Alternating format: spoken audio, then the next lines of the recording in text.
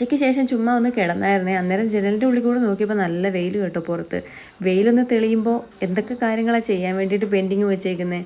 അപ്പോഴത്തേക്കും ഇതാ ഇയാൾ വണ്ടിയായിട്ട് ഇറങ്ങിയിട്ടുണ്ട് കേട്ടോ. കുറേ നാളായിട്ട്, അതായത് മഴ പെയ്തതിന് ശേഷം വണ്ടിയും കൊണ്ട് ഇറങ്ങിയിട്ടേ ഇല്ല. അപ്പം ഞാൻ ആദ്യം തന്നെ തുണികൾ കുത്തിപ്പിടിയാൻ വേണ്ടിയിട്ടാണ് കേട്ടോ വന്നത്. ഇഷ്ടം പോലെ തുണി അലക്കാനാണേ. കഴിഞ്ഞ ദിവസം അമ്പലത്തിൽ പോയതിൻ്റെയൊക്കെ കുറേ തുണികളുണ്ട് കേട്ടോ. ഒന്നും അലക്കിയിട്ടുണ്ടായിരുന്നില്ല. അതിനേക്കാൾ ഏറെ തുണികൾ എല്ലാ ഭാഗത്തു കൂടെ ഇഷ്ടംപോലെ ഇട്ടേക്കുവാണ്. ചുറ്റുവട്ടത്ത് മുഴുവൻ അയ കെട്ടിയിട്ട് തുണികൾ വിരിച്ചിട്ടേക്കുവാണ് കേട്ടോ. അപ്പോൾ കുറച്ച് തുണികൾ ഞാനടുത്ത് അലക്കിയിട്ട് പിന്നെ മുറ്റത്ത് തന്നെ കൊണ്ടിട്ട് കേട്ടോ. ഇനിയിപ്പോൾ മഴ പെയ്യില്ലായിരിക്കും എന്ന് വിചാരിച്ചിട്ട്. പക്ഷേ അതിനിടയ്ക്ക് ഒന്നും കൂടെ ചാറിയായിരുന്നേ.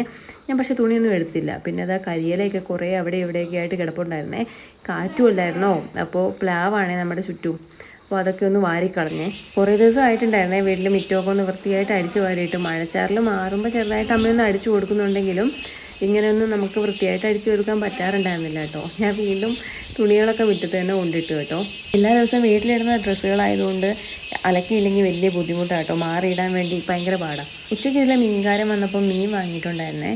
എന്തോ സിലോപ്പിയാണെന്ന് തോന്നുന്നത്. അമ്മ അത് വെട്ടി വൃത്തിയാക്കുന്ന തിരക്കിലാണ്. അത് വെട്ടാനാണെങ്കിൽ നല്ല പാടല്ലേ തൊലിയൊക്കെ ഒന്ന് കളയാൻ വേണ്ടിയിട്ട്. അതിനിടയ്ക്ക് വീണ്ടും മഴ പെയ്തു. പിന്നെ ഞാൻ മഴ കാര്യമാക്കാതെ മുറ്റും ഫ്രണ്ട് ഭാഗം കൂടി ഒന്ന് അടിച്ച് വൃത്തിയാക്കാൻ വേണ്ടി വന്നതാണ് കേട്ടോ. എന്തായാലും വിളക്കൊക്കെ കത്തിക്കാനായിട്ടുണ്ട്. പിന്നെ കുളിക്കാനുള്ള വെള്ളമൊക്കെ വെച്ചിട്ടുമുണ്ട്. അപ്പോൾ ഇനി ഇച്ചിരി നനഞ്ഞാലും കുഴപ്പമൊന്നുമില്ല. അപ്പോൾ തൂത്ത് വൃത്തിയാക്കിയിട്ടാലേ ഒരു സമാധാനമാണ് എനിക്ക് മാത്രമല്ല അമ്മയ്ക്കും അങ്ങനെ തന്നെയാണ് കേട്ടോ. അമ്മയുടെ നിന്ന് കിട്ടിയതാണേ. അമ്മ എത്ര മഴ കൊണ്ടിട്ടാണെങ്കിലും ഉള്ള കാര്യങ്ങളൊക്കെ പുറത്തുള്ളത് ചെയ്യും കേട്ടോ. പക്ഷേ ശക്തമായിട്ട് മഴ പെയ്തിട്ടുണ്ടെങ്കിൽ നമ്മുടെ പല കാര്യങ്ങളും നടക്കത്തില്ല. അത് വേറൊരു കാര്യം. നമ്മുടെ വീടും പരിസരവും വൃത്തിയായിട്ട് കിടക്കുവാണെങ്കിൽ നമുക്ക് പകുതി സമാധാനമാണ്. വീട്ടിലുള്ള കാര്യങ്ങളൊക്കെ പിന്നെയും നമുക്ക് ചെയ്യാം. പക്ഷേ മുറ്റമൊക്കെ ഒന്ന് അടിച്ച് വൃത്തിയാക്കിയാൽ വലിയ കാര്യമോ. വേറൊരു ഡാലിയയുടെ തൈ ഇവിടെ നട്ടിട്ടുണ്ട് കേട്ടോ. എവിടെ നിന്നാണെന്ന് എനിക്കറിയത്തില്ല. നമ്മുടെ ഇവിടുത്തെ കൂടുതൽ ചെടികൾ നമ്മൾ പുറത്തുനിന്ന് കാശ് കൊടുത്ത് മേടിച്ച് വെച്ചേക്കുന്നതാണ് കേട്ടോ. ഒത്തിരി ആൾക്കാർ ഇങ്ങനെ ചോദിക്കാറുണ്ട്. ഇത് പുറത്തുനിന്ന് ഏത് നഴ്സറി ചോദിച്ചിട്ടുണ്ടെങ്കിലും ഇതൊക്കെ അവൈലബിൾ ആണ് കേട്ടോ. ഈ ഡാലിയൊക്കെ ആണെങ്കിലും അതെ. ഇത് പുറത്ത് നല്ല മഞ്ഞാണേ.